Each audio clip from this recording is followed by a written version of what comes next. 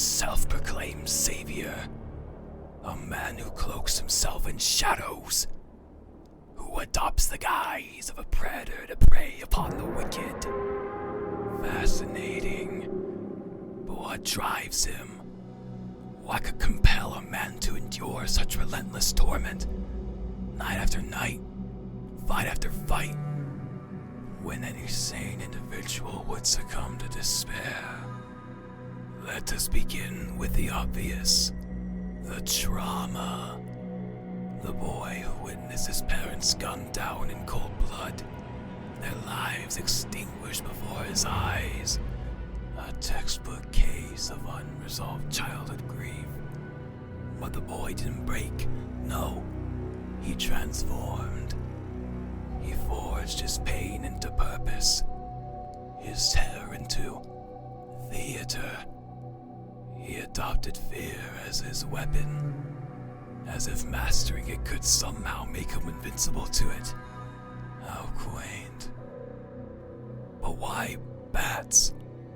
Why this grotesque, winged symbol of the night? He claims it's because he feared them as a child, that he became what frightened him to project that fear onto others.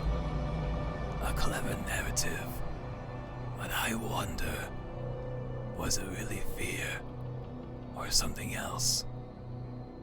Perhaps the bat was merely the first creature he could bend to his will, a symbol he could control, unlike the gun that killed his parents, unlike the chaos that took everything from him.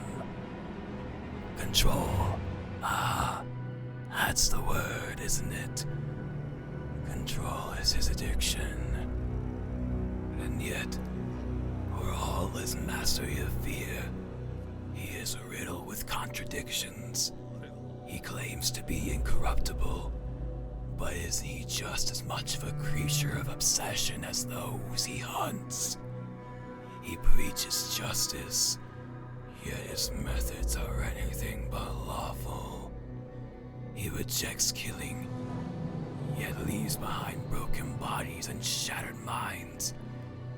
His moral code is a fragile construct, one he clings to like a drowning man clutching a lifeboat, because to abandon it would mean acknowledging the abyss he truly resides in. But here's the paradox that fascinates me most. That man is not truly afraid of the criminals he faces. No, what terrifies him is the void within himself. The fear that, without the cape, without the crusade, there is nothing.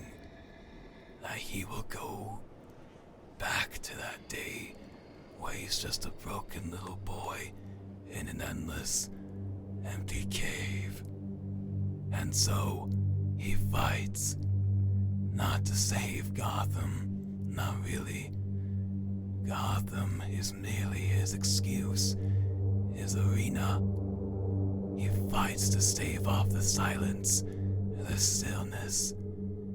The moment when the masks come off and there's nothing left but Bruce Wayne and his demons. Ironic, isn't it? For all his attempts to inspire fear, it is he who is enslaved by it. And that, dear Batman, is why you and I are not so different. We both wield fear, but I embrace it. You run from it, even as it consumes you. Perhaps one day, you'll see the truth. Maybe one day, you'll thank me for showing it to you. Until then, let's keep playing our little game.